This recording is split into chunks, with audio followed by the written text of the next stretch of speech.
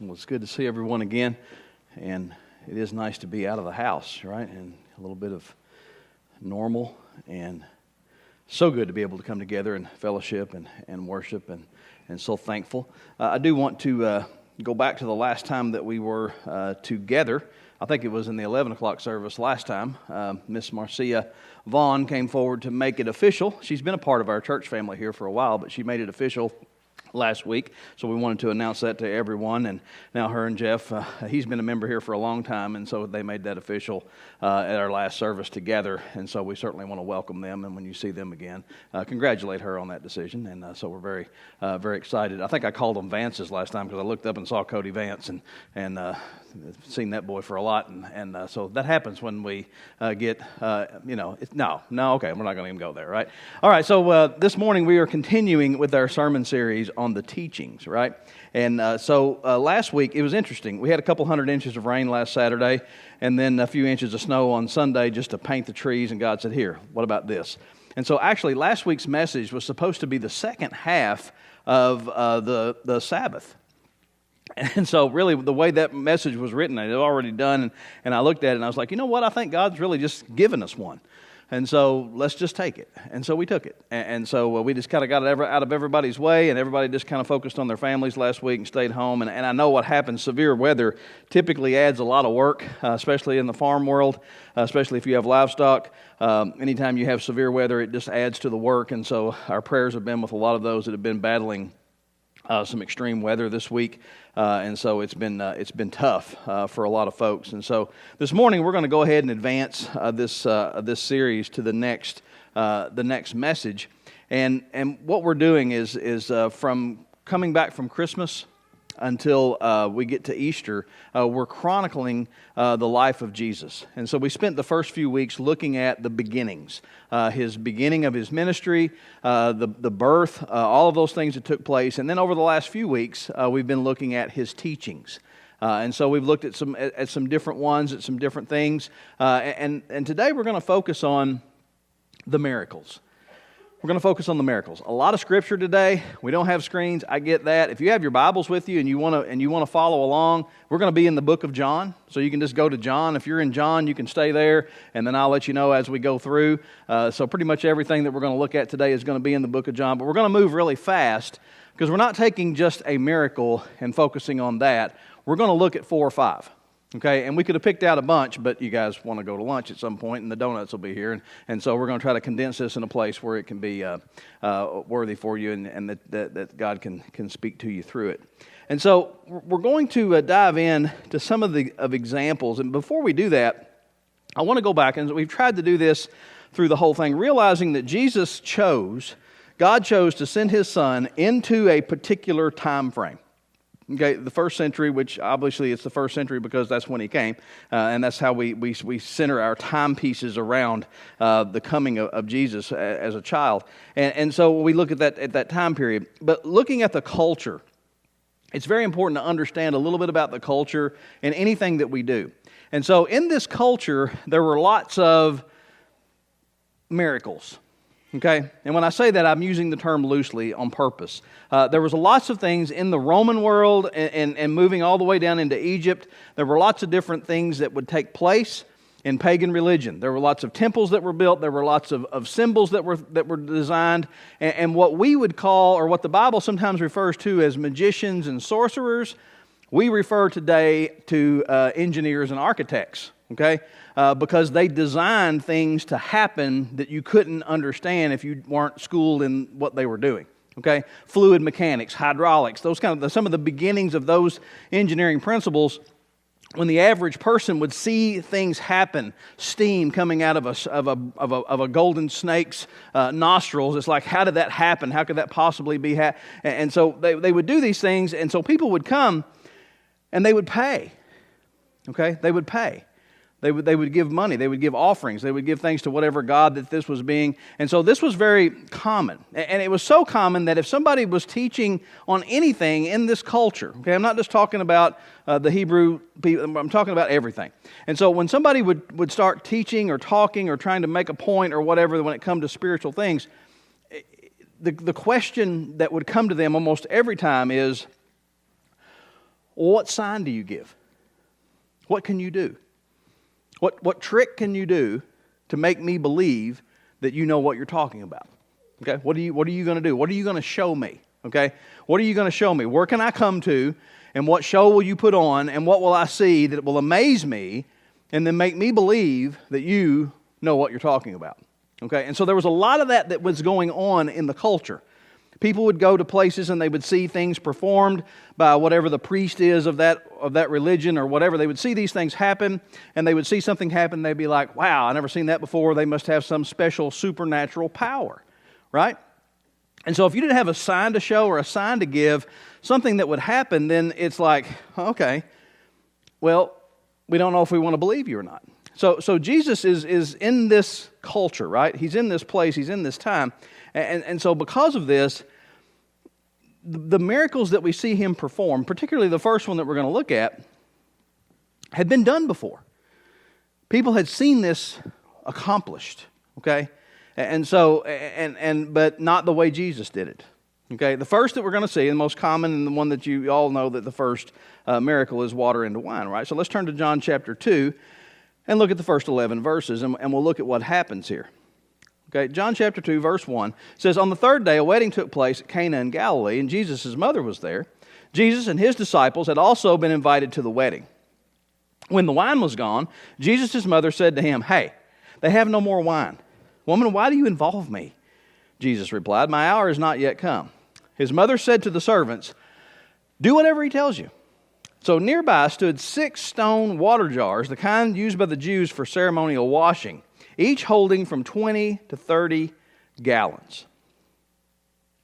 Jesus said to the servants, fill the jars with water. So they filled them to the brim. Then he told them, now draw some out, take it to the master of the banquet. They did. The master of the banquet tasted the water that had been turned into wine.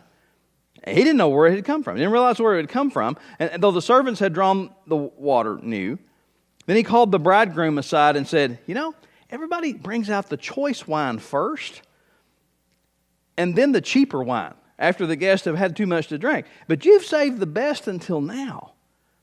Now, what Jesus did here in Cana of Galilee was the first, look at, John uses the term, it was the first of the signs through which he revealed his glory. And his disciples believed in him. Now, turning water into wine was something that had been performed in temples through whatever tricks, whatever they used, okay? And so whatever design they would come up with, they would give it the appearance that people would look and say, oh, that's water and now it's wine, and this is what's happened.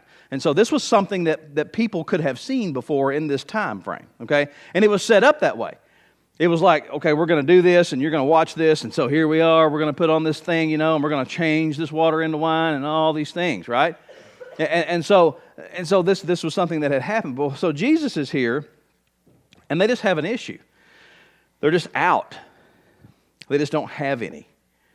And what I think that there's something here is that Jesus did not seek attention in this. He did not stand up and go, it appears that you're out of wine. Watch what I can do. All right? That was not the approach. It was like, oh, Mom, what? Just not now, not today, okay? It's not time yet. But it's his mom and their family, their friends. And so, but what he does in this is just very simple. It's very simple. Fill these up with water. Okay, 20 gallons, all right? 20 gallons of water. Water weighs about 9 pounds a gallon, right? It's about 180 pounds. You're not going to pack one of these things around once it's full, right? So just fill it up. You're not going anywhere with it, not moving anywhere with it. Wine making takes a lot of time, okay? You got to be like I Love Lucy. You got to stomp the grapes. You got to do all the things. There's no time for this, okay? So we just put some water in here, and here we go, right? Some of y'all remember that. Teresa's laughing. She remembers that's in her mind. She's seeing that happen. The rest of you are like, who is Lucy? All right, okay? And so they dip it out. They take it over, and it's like, this is the best wine ever, okay? It's the best wine ever. And Jesus is like, there you go. Now, it's not. He didn't make a production out of it. He didn't try to draw any attention to himself. He just solved the problem that was in the room. But notice what took place here. He didn't make a big deal out of it. He was very humble in the process. But the effect that it had on his followers the effect that it had on his disciples, they were like, what? We haven't seen this yet. We really appreciate his teaching. We haven't seen this yet.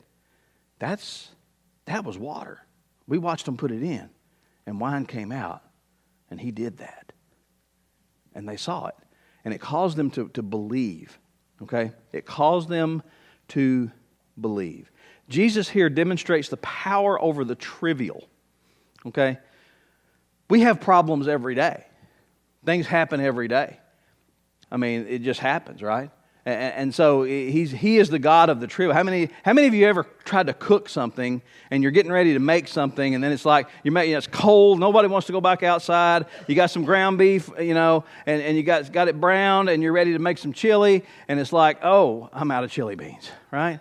Oh man, I forgot to get any, right? I'm out of tomato. Oh no, there's no chili powder, right? And so it's just the trivial. It's like I just forgot. And so it's just one of those things. It's like we just didn't buy enough. We didn't count. We didn't. That nobody RSVP'd. You know how people are. You send out the RSVP. They didn't fill it out. And we didn't know. And so Jesus just solves the problem. The power over just ordinary things. The next miracle that we're going to look at involves a Sadducee. And we've talked about the Sadducees and the Pharisees to a pretty good extent. And so I'm not going to go back and rehash that. But they were a little bit peculiar. They were very conservative by standards that you would say, and so they followed the teaching of the Pentateuch, okay? The first 5 books, the books of Moses, okay? The first 5 books of the Old Testament, that was their law, that's what they followed, and that's what they held on to. They believed that God was very remote, that he kind of wound up everything and just let it run, okay? Just, here it is, and he created and put it all together, and it's like, okay, here's all this thing, and so it's like wind up the music box and set it down and let it play. Okay, that was their concept of God. And so living people to be free, to figure out what their own fate is going to be. And here's another thing about the Sadducees. They did not believe in any eternal reward. They didn't believe in the resurrection. They didn't believe in anything beyond death, all right? And as Frank Dorst used to tell us in seminary class, that's why they were sad, you see? Okay? That's a joke. Jack got it. Okay? That's who they were. Okay? So they weren't the most fun folks to be around, right? I mean, they didn't have a whole lot that they could really be excited about.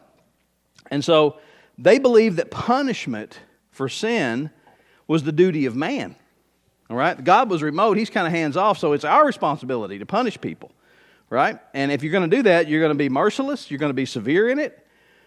They were very skeptical of anything supernatural. And they believed that a person created their own fate. Okay? So this is the thing. If you got sick, it was because of you. It was because of how you were living. It was because of the problem that you had. It was because of sin. Right? And so you deserved it.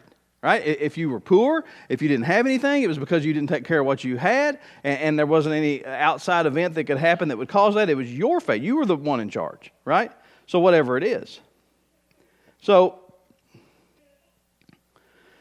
to have this guy to come and stand before Jesus in this condition is a whole lot of irony, okay?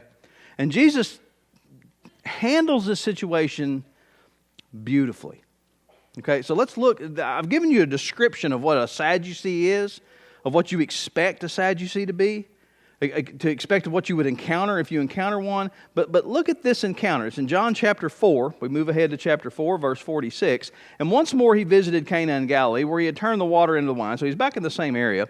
And there was a certain royal official whose son lay sick at Capernaum.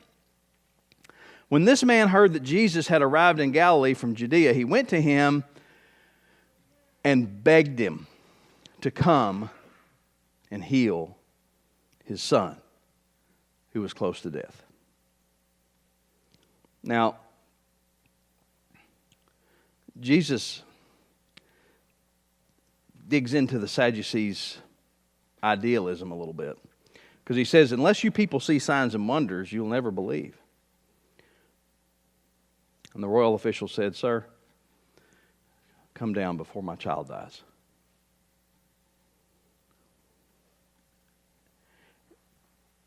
Notice his concern, okay? When something that we love and care about deeply, okay, our children, when they are sick, okay, when there's a problem, when they're hurting, it all gets kind of stripped down, right? It all gets kind of stripped down. And so it really don't matter what title he wore. It really don't matter what his beliefs were. He was looking at a situation that was dire, and there was no place left to turn but Jesus. It was against his belief system. His belief system would have told him, well, your son, for whatever reason, and for whatever reason you have brought this on yourself, and whatever happens, you deserve. And so if your kid dies, he's gone. There is no afterlife, and you're just going to have to live with that until you're dead. And it's on you. But something in him said, maybe there's something more. Maybe there's something more. And now we go to this place where Jesus could have done a lot of things here. Okay? He could have, just like the water to wine, but he could have stood up and said, let us go. Make a grand entrance. There was other situations where he went to people. Okay? There were other situations where he went to people. He could have stood up and put his hands toward the direction of where his son was. I mean, he could have done a lot of things. But look what he did. Look what he does. Verse 50.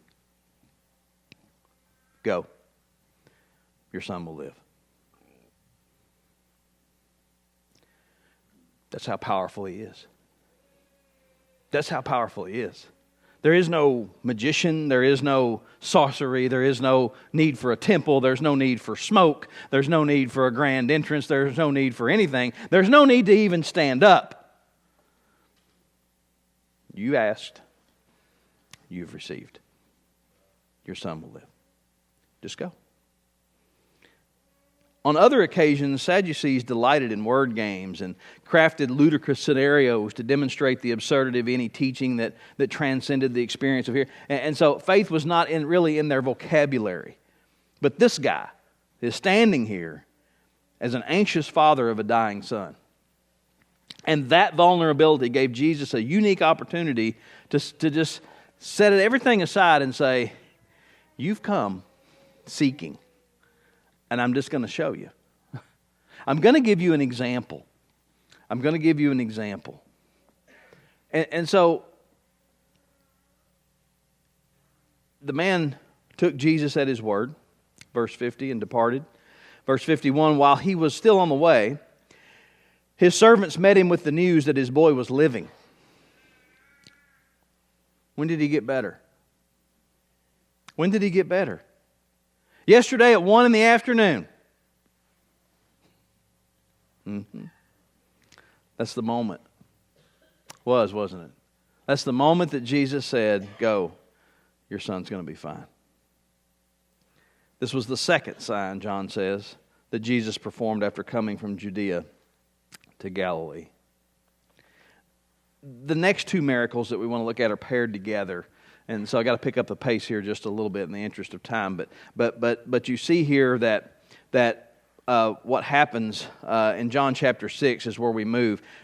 We've seen Jesus' power over illness. We've seen his power this way, and now we're going to watch his power over insufficiency, and then demonstrate his power over nature. And so let's look at this. The apostles gathered around Jesus, reported to him all they had done and taught. And then because so many people were coming and going, they didn't have a chance to eat, he said, come on, let's just go by yourselves to a quiet place. We need to get some rest. So they went by themselves in a boat to a solitary place. But many who saw them leaving, recognized them, ran on foot from all the towns, got there ahead of him. And so when they get there, it's not solitude, it's not rest, it's thousands of people.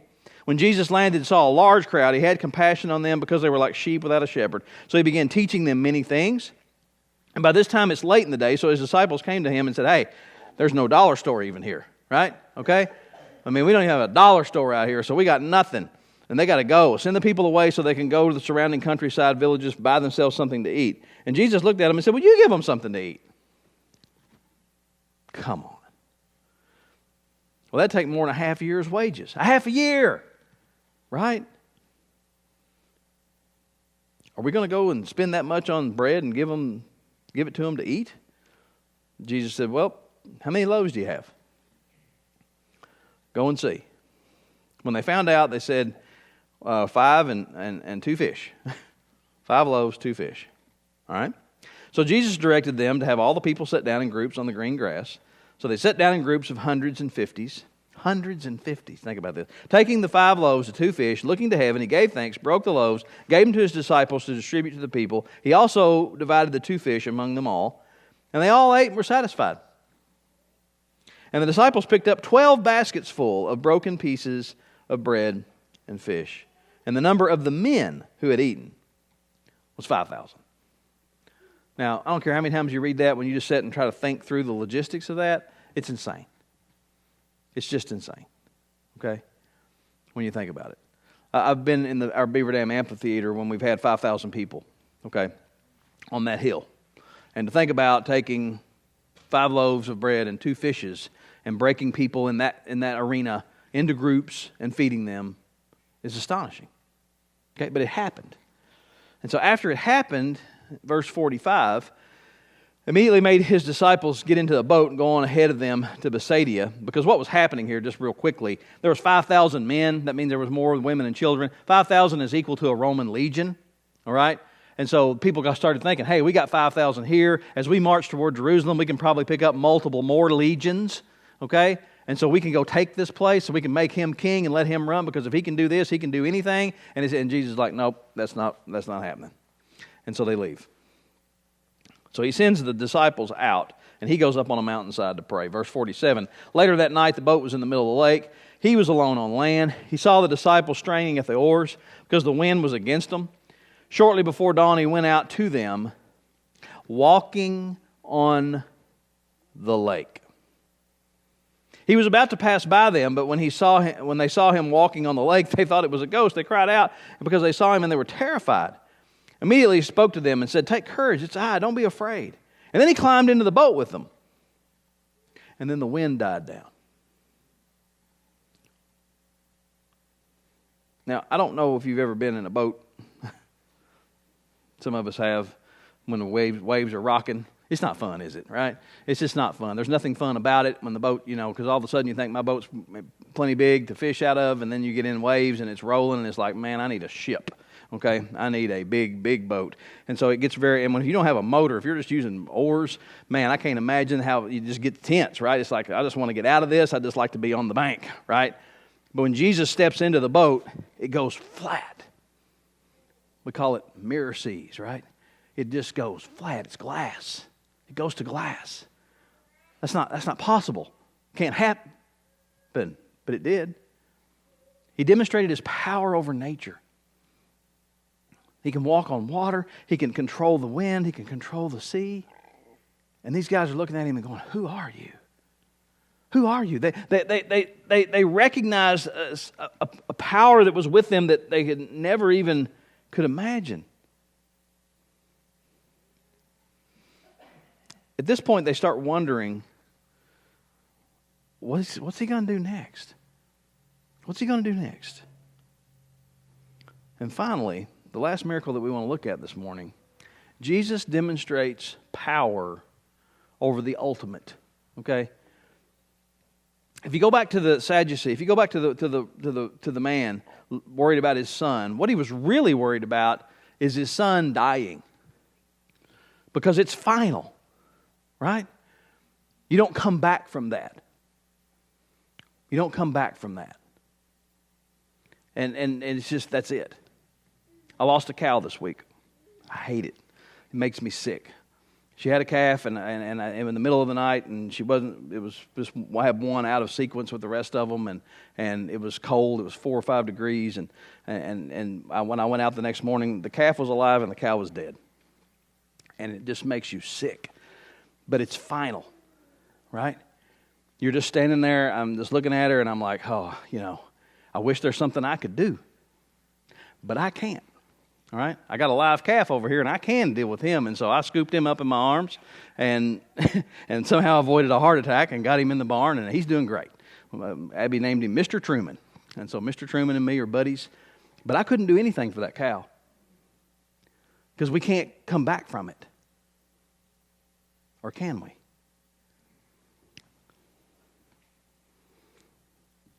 John chapter 11, Jesus, once more deeply moved, came to the tomb. It was a cave with a stone laid across the entrance. "Take away the stone," he said. But Lord, said Martha, the sister of the dead man, "by this time there's a bad odor. He's been in there 4 days." And Jesus said that, "I'll not tell you that if you believe, you will see the glory of God." So they took away the stone. And then Jesus looked up and said, "Father, I thank you that you have heard me. I know that you always hear me, but I said this for the benefit of the people that are standing here, that they may believe that you sent me." And when he had said this, Jesus called out in a loud voice, "Lazarus, come out." And the dead man came out with his hands and his feet wrapped with strips of linen and a cloth around his face. And Jesus said to them, "Take off the grave clothes and let him go." Let him go. Ancient conjurers and sorcerers and magicians created the illusion of miracles to keep people coming to them with money. They mimicked the supernatural so that they could position themselves in the minds of their followers and others as those who had a special access to a realm that exercised dominion over the world and determined the fate of those who hoped to pass from here to there. And so these people in this first century that Jesus was living in made their living trafficking in the fear of the unknown. But Jesus performed miraculous signs for a very different purpose. Jesus performed miracles to provide relief from pain, to provide relief from fear, and He taught of a God who cares deeply about the suffering of people and who heals for free. For free. John says Jesus performed a lot more than what is recorded here. And His motivation for everything that He did was nothing more than compassion. If we look at all, and I've just covered a few this morning, if we look at all of Jesus' miracles as a whole, then the power of Jesus should be a source of comfort. All of the things that we experience in life, our insufficiencies, our tragedies, severe weather, He conquered it all. We shouldn't live in fear. We shouldn't live in fear.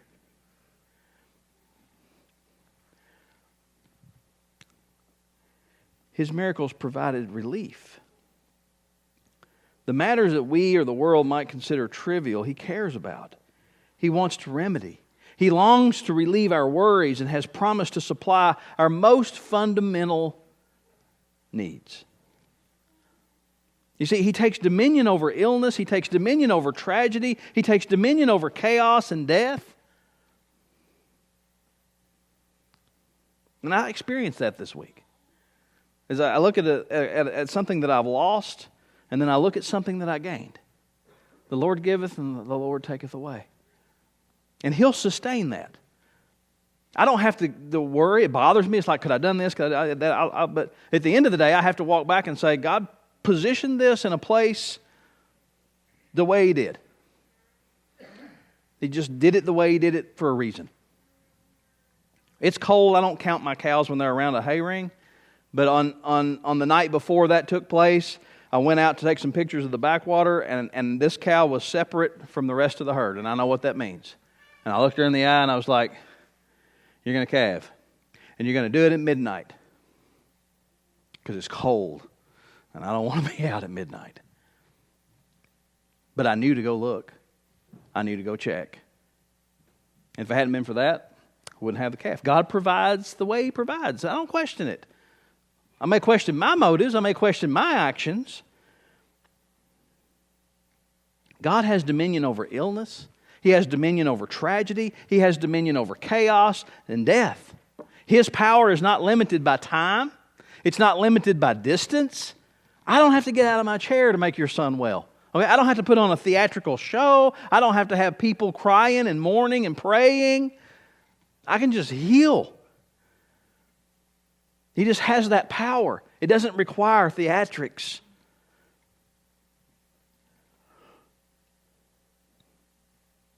He taught by way of His miracles of resurrection that evil may win a few skirmishes. Okay? Evil may win a few skirmishes on earth, but He is the one who wields and holds everlasting power. Listen, I don't know what you get, right? I don't know what you get. I don't know if you get 80, 90, 100. I've never preached the funeral of anybody over 115. Okay, I think 100 and 101 is about it. So that's probably all you get. That's all we're going to get. Then what? The older you get, the more the time frame on the other side gets shorter, right? When you're young, it's like I can just go, right? And then all of a sudden, right? Everything hurts. And then you think, man, this body's wearing out, right? I got a dog. She's my buddy. She's getting old. She's almost 12, 13. When she walks, me and her get up the same way every day. We both stagger out the door and then come back in and take our pain pills and then go to work, right? It don't last forever. It don't last forever. Not here. Not here. Our bodies age and they wear out. But my goodness, if you get 80, 90, 100 to eternity, it's just a snap of the fingers. It's just a snap of the fingers.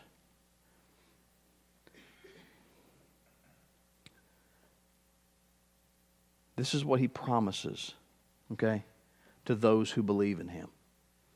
To those who put their trust and their faith in Him, He promises eternal life. And at the end of His conclusion, at the end of His gospel, as He concluded His gospel, John being an old man at the time that he wrote it, as he concludes his gospel, this is what John writes. In John chapter 20, in verse 30 and 31, he says, look, many other signs Jesus performed in the presence of His disciples. Holy cow, if I wrote them all down, it was just, they're not even written down, okay? So much.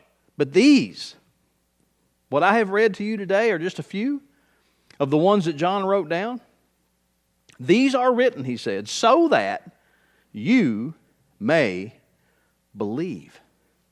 Believe what? That Jesus is the Christ, the Son of God, and that believing you may have life in His name. Wow. That's it. That's it. All of it. All of it. When He looked at the Sadducee and said, your son's going to be fine. Just go on. You're good. I don't have to get up. I don't have to go. I don't even have to wave my hand. I don't even have to look that way. It's good. Boys, let me get in the boat here, okay? Calm. It's done. Power over all of it. All of those things that they witnessed, all of those things that they saw, all of those things they all happened so that we would believe that He is the Christ, the Son of the living God, and that by believing we would have life in His name. So when we have read these authentic miracles that Jesus performed, we're left with an opportunity to respond to the one who performed them. And that's your responsibility, that's your opportunity today. His miracles have been recorded, and we can read about them, and I can preach through them, and we can talk about them so that we may believe that He is, in fact, the Son of God. And so the closing question is, have you read them? Have you believed them? Have you put your trust and your faith in Jesus as your Lord and Savior? If you have not, now is the time. Let me pray for you. Father, we love you. We thank you so much.